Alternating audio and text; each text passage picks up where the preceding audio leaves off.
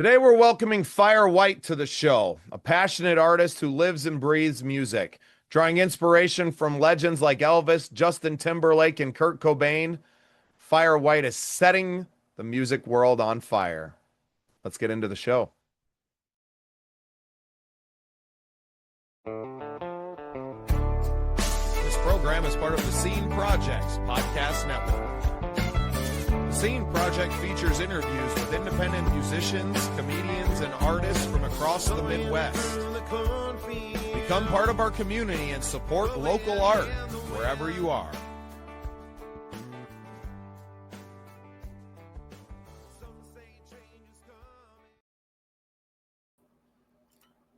Well, welcome into another exciting episode of The Scene. I am your host, Bubba Startz, and with me today is Fyre Wyte. Fyre, welcome to the show. Hey, thanks for having me again. Yeah, well, and this one will air way after the episode we did last night live on YouTube, but we got to spend a good bit of time together talking about life, listening to your music, and I just want to thank you because it was everything that when I thought about that show and I was building it out, that was everything that it was supposed to be, everything that I could and should be. So thanks for spending some time with me and Willie last night. Of course. So before we get into all the stuff that you're up to and the new music that you got coming out and all the things, we want to know a little bit about you for our listeners and watchers. You don't have to go all the way back to the beginning, but give us a little taste of who is Fyre Wyte. Fyre Wyte.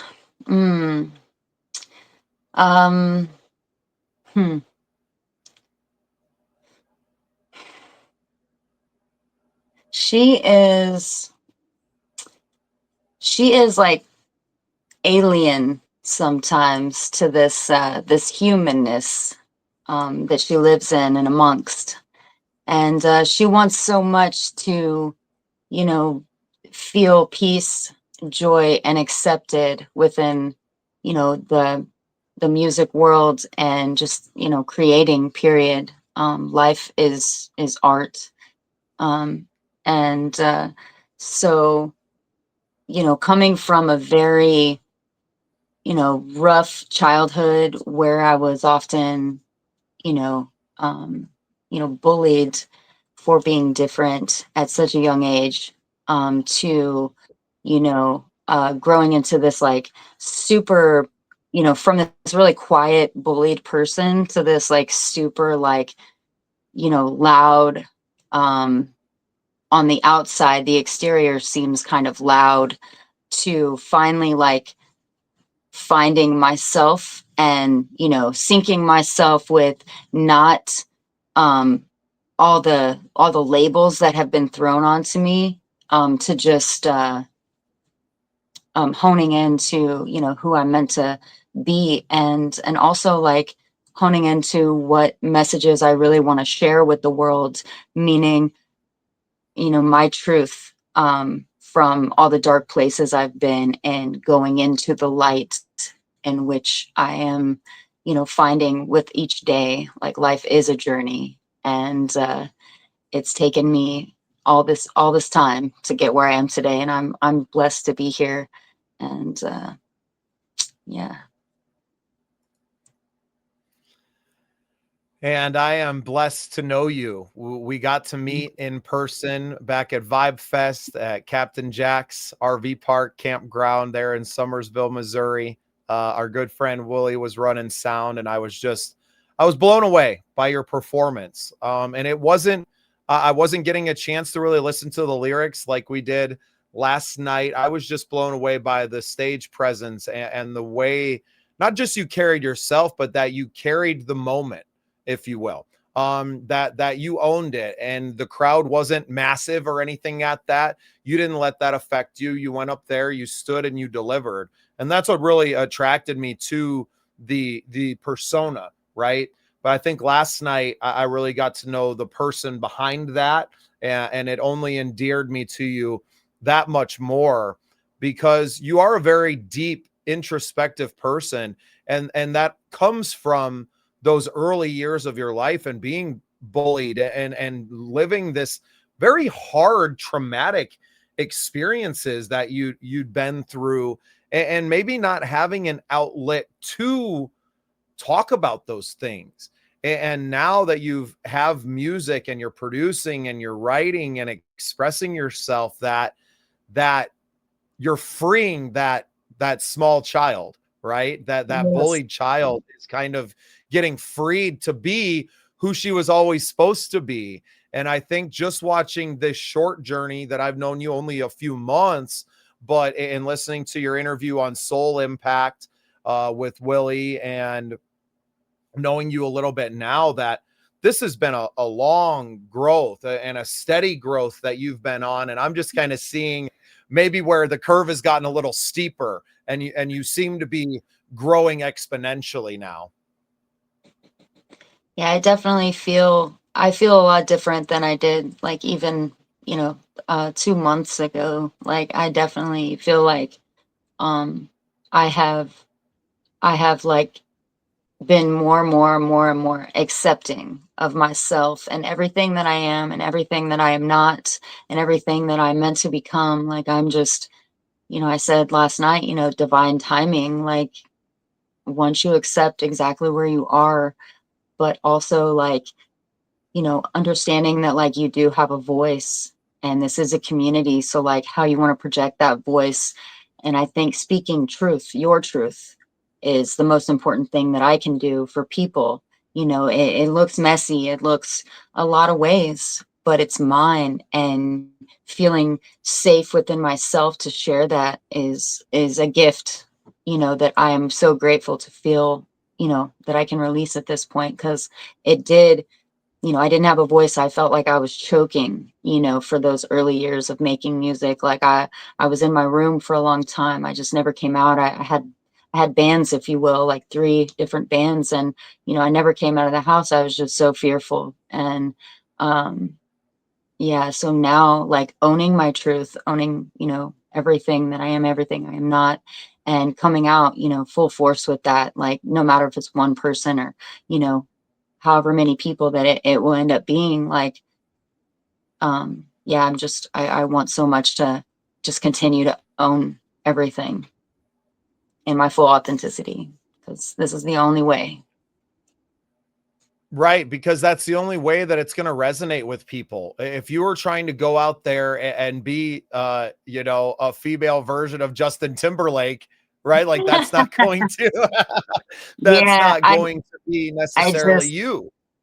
it's not even possible. It's like I think back to myself when I was like doing the talent shows, and I will say, how that felt to get up there and to dance and sing to NSYNC. Like it was awesome. It was the best feeling at the time I had ever felt. And that's when I knew this is my calling. This is what I want to do. But not being Justin Timberlake, not having all the things that he naturally had, like it seems so anyway. He just, Elvis too. Like, They're just I cool, right? They're smooth and they're yeah, talented and they're and so fucking handsome. being inspired by them was, it was like at first it was kind of discouraging, you could say, because I was never gonna amount to a lot of things, that because I'm not them. So when you put yourself in this like little, like all these filters of like, well, I'm not this and I'm not that and I'm not that, then you kind of lose who you even are. So it just took a really long time for me to really like go, who am I? And now, I'm able to go, hey, this is who I am. And yeah, it's just it's very liberating. You touched on it a few times now, the accepting who you're not or what you're not, right? And I think that, accepting who we are is kind of easy, accepting that we're not maybe going to be something that maybe we thought we really wanted to be, right? Like whatever that dream is, and you think that you really, really wanted it, and maybe that's not who you're destined to be. And the accepting of that seems so much harder, right? I talk a lot on the show about how when I quit my factory job in February of 24, like I thought I was quitting my job to be a rock star. I had a bunch of gigs booked and I had, things where I was like, cool, this is it.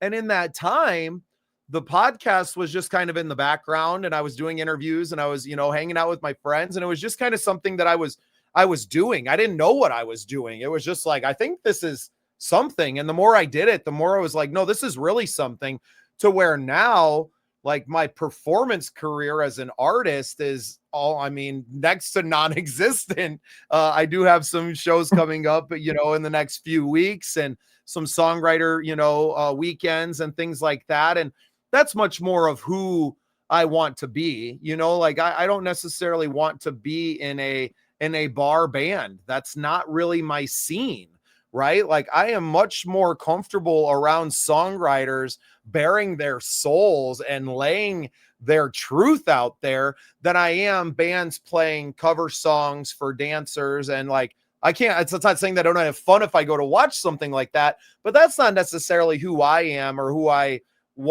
strive to be anymore. Where for 20 years, that's what I was trying to be. Right. And I feel very blessed now to understand that, like, no, you're a campfire strummer.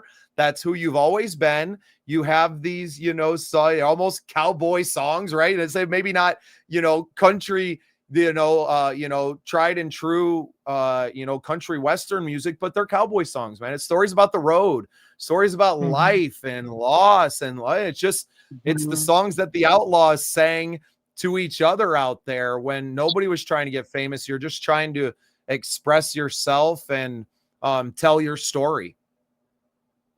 Yeah, fame's overrated anyway. I live in a town of 1,000 people, Fyre. Like, how much more famous do you need to be? Everybody knows me. Everybody knows where I'm at and what I'm doing. Like, that's good enough. I don't need billions of people around the world knowing my every move. I'm cool with it, Anonymity is like glorious. Yeah, I guess that's the thing. It's so nice to to go out there, do your thing, and then go home, to your space. This is like my sacred space, and to not have the noise of the outside world. So that's like the fame thing to me. I think at first I had this thought, like, I'm going to be famous. I know I'm going to be famous, and I don't want it. I don't want it. I don't want it. I don't want it. I was so frightened by all the things that, it just seems like it like steals something from your soul.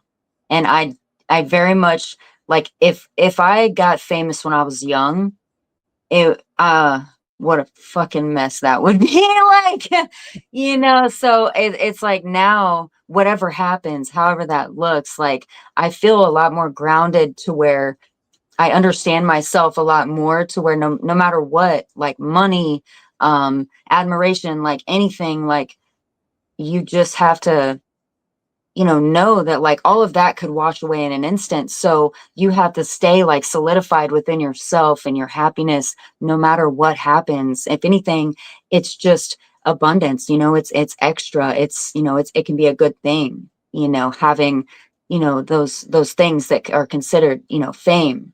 But yeah, I'm definitely at a place now where I'm ready to take on whatever and however that looks. But I do very much appreciate my space and my peace, and from, the noise of the outside world. And I think, and it may be our age a little bit, but right now in this time in my life, I want to have impact, right? I want to impact the lives around me. And for me, our podcast has been a great vessel to do that. I always hoped that my music would be that as well. And it is, but I'm such a personal songwriter, as I know you are. Like, I'm writing about the things that happened to me, and not everyone has had my lived experience. Right. So it might not resonate with everybody. And it en masse, it really probably doesn't resonate, because we've lived lives less traveled. Right. And I don't wish the life that I've led onto anyone. I don't want anyone to ever be bullied in high school like I was for something that I had no control over. I don't want anyone to go into the depths of addiction like I did and to experience a deep depression. I don't want you to go there, right? Like that's the last thing in the world that I would wish upon anyone. But there's, you know, these songs that I've written are for the people that have, if that kind of makes sense. Yeah. I definitely write music both for myself and the thought of, you know, I guess it's still for myself in a way, but it's also with the thought of like uplifting people, like the song Take Flight I played last night. Like I didn't know when I wrote it exactly that I wrote it for me. I kind of thought I was writing, you know, for people. And then I realized, wow, this is literally my story. Like, so again, that's that subconscious, you know, like writing for you. Sometimes like you're just like, you go in the studio one day and then you come in another day and you're like, it's like fresh ears and you can really hear what you were saying a lot more than when you were presently in it. And it's just, it's super cool. Yeah, it's the inspiration, right? The muse or whatever term you kind of want to bring to it that brings these things forth. You know, I've always said about my music is that I'm just the antenna, right? And my lived Mhm. experience has shaken me in some way. And what you're kind of receiving out of the end of that pen is that vibration, right? It Mhm. is the end of that antenna that's actually vibrating and writing that and making those chords and these things. Like it's very hard for me to, and I talk to a lot of people now that, you know, work or live around in Nashville and in the scene of like writing songs to advance a career, right? Like you got to keep writing and you're writing songs Mhm. just for the sake of writing songs. And for me, that's never necessarily been why I've done it. I've been, you know, tear-soaked pages because something has just struck me, a breakup or me just being an Yeah. asshole to my wife, right? Is kind of one of the big, you know, one of my biggest songs right now that I'm getting ready to release is just my apology, right? It is like, I was a jerk. I'm sorry. You are my everything. I don't know how to say that outside of a song, right? So here's this. And It's yeah, like I the feel way, like it's like a way to slow down versus verbal communication sometimes can be so messy and the emotions that come with it. It's like when we write, we can actually really like, hey, can you hear this? Because I mean this. Like every word, like this is how I feel. Yeah. So music's so yeah, awesome. because especially because we're fast talkers and fast thinkers. And there's Yeah. not a long gap between our brain and our mouth, right? Like both of us Mhm. are very much in that field. Right. And so to just talk is just talking sometimes. Where when I sit Hmm. down to write, I am examining that feeling Yeah. and that thought, and I'm really taking my time. Hmm. And there's not a lot of editing that goes into my songs. Like the editing takes place in my head. I don't write it Hmm. down until it's like ready to be out there. And I That's find that, impressive. I am so not that way. no, write it all down, scratch it out, write it again. And Yeah, I do all the things. I don't have a method. It's all madness. yeah, well, the madness comes out in some really beautiful music. I was really grateful to get to just hang out and to listen, not just to the songs, but to listen to you wax poetically about your songs. And you know, these, I mean, I hate to like equate it to children, right? But definitely a gift, right? That you've made for the world that you're like, I'm so proud of this thing, right? Mhm. That I've made and that now I can share it with the world. And you played some unreleased stuff with us that I'm very grateful that you chose our platform to kind of put those out there in the public sphere for the first time. Like that means the world to me that you felt that comfortable in this little thing that I've built, in this space that I've created, to bring your gift and to lay it out there and go, what do you think of this? Right? Mhm. Before I show it to anyone else, what do you think?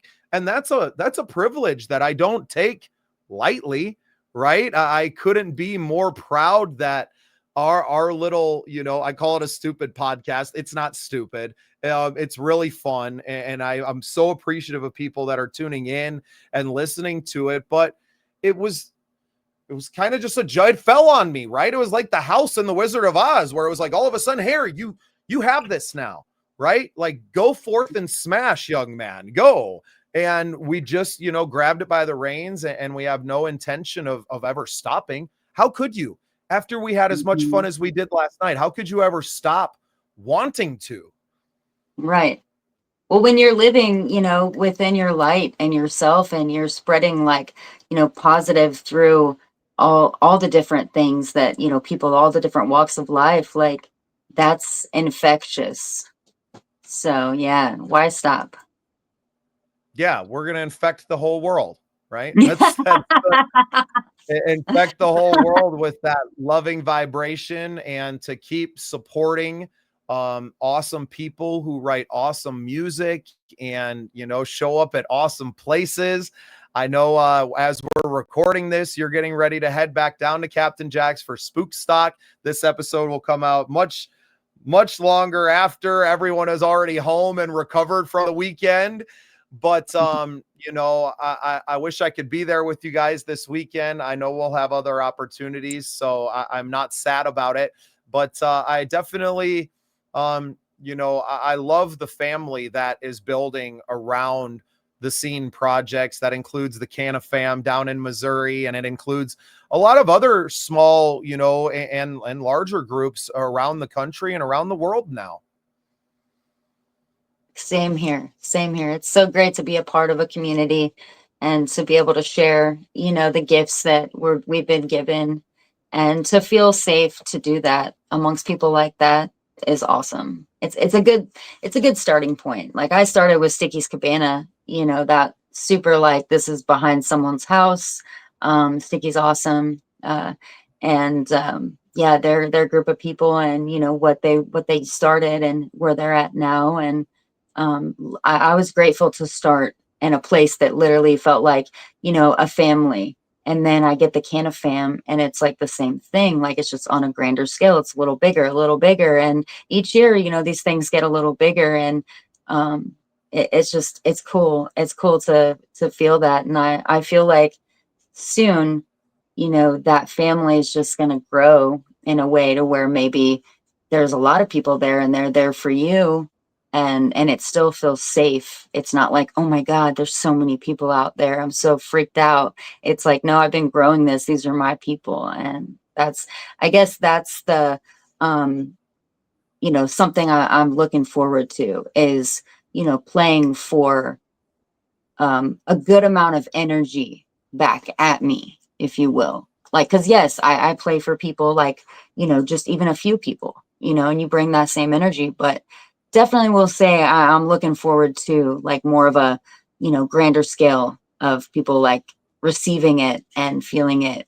and getting to feel that energy back at me, so that I don't know, I think that you only tap in more and more to self the more that you feel um like you can just like release, um and um how to put it into words. Sometimes words can be so challenging. As a lyricist, you would think it would just be like, but it's actually like kind of messy, and you got to manipulate it, and you're like, wait a minute, I didn't mean that. Can I try that again? Pull those words back in So like and that. stuff So like my mouth. And especially as the crowds grow, that feeling, that feeling, right? We've had the opportunity to open for a couple of national acts at the Levitt Amphitheater in Sioux Falls, and it's, you know, several thousand people, and getting to step out on that stage and to have that crowd, you know, for 30, 45 minutes, just absorbing all of it, right? And I anytime I get that opportunity, I'm not going out there and playing cover songs. Yes, I've dabbled in a couple just to kind of bring them in, but the last time we played, it was 45 minutes of just original music, and I got to just go out there and to play, you know, 11 of my songs, and to watch people react in that way to songs they've mostly never heard before, right? And to see that effect that it had, That's why I thought I was quitting my job to be a rock star back then. I was like, oh man, this is it. This is it, right? We're on it. But there's so many stages, and there wasn't someone out there that had a platform like this for independent artists to launch off of. And instead of just sitting around and going, God, I wish somebody would build that for us, I grabbed the hammer and I grabbed some friends and I went, hey, we're going to build this thing, because this is what's going to be necessary for all of us to launch. And it's going to take time, and it's going to take a lot of elbow grease, and it's going to take a little bit of luck at certain points. But, you know, now, and granted, we shot the episode almost a year ago, but, you know, my good friend Samantha Grimes is now nominated for 2 Grammys. Like, what the now? So now we have Grammy, you know, nominated artists, and God, if she wins, then we have Grammy winners that are in our close circle. I mean, I could call her right now and she'd pick up the phone, and I want that for everybody around us. We want to turn everybody into those people and to really leave our mark on the world, and not just as individuals, but as a community. And I think we're well on our way. And there's no stopping the momentum that we've built, even if we wanted to. Like, you can't put the brakes on a speeding train. Like, it's just gonna keep on going. So I'm thrilled to be where I'm at, to accept the things that I am and the things that I'm not. And you know, to be here and to spend a good little amount of time with you in the last, 24 hours has been an absolute joy. And I would love to give you an opportunity to share, anything that you want to plug. I know you got new music that's coming out very soon, and you're going to be doing a lot more here over the course of the next few months. So your opportunity to plug away, Fyre. Well, I keep getting a lot of opportunities for different shows. So that's super awesome for me. Because I feel like I just was waiting for so long. I'm just like, I'm doing all this work. I'm in my studio, you know, I'm making this music and I'm putting in this time, but and I'm going to open mics and stuff, but I wasn't really booking shows, so I wasn't given a lot of like significant amount of time on the stage. And now I'm like, people are seeing me and I'm getting these opportunities, and I'm like, hey, come play here, come play here. And so now I just got an opportunity to go play in Omaha, Nebraska, which is the furthest I've traveled. Well, we'll be traveling. So that's really cool. And yeah, I try to not say no to any opportunity. And within Is reason. that for Hell House's event? Yeah. All It's like a charity drive. You just made up my mind. I'm going to be there. I'm going to be there to support you. He asked me to come down there too. So hey, that's awesome. Where he couldn't talk me into it, you did, girl. So now that's I got like perspective. That's like late this month, right? I think it's in November. Oh, November. Okay. Yeah, maybe. Yeah, November 20th. Maybe that's what it was.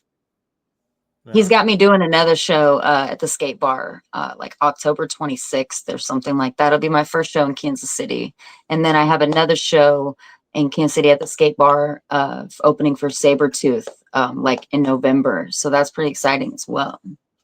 Yeah, it's just going to keep on climbing for you. Where can people find you? You can find me on I'm really big on Facebook, so that's where I'll post a lot. Like I have shows coming up, and you can add my Fyre Wyte page, FYREWYTE, or you can add my other page, which is which is Candace with a K, Larissa. And then you can see me on YouTube, Spotify, TikTok, Instagram, a lot of platforms that DistroKid, uses, because that's where I released my EP. And yeah, so here's to keeping spreading my message and to releasing all this music that I've waited so long to let come out. I'm really excited for everybody to hear the new stuff.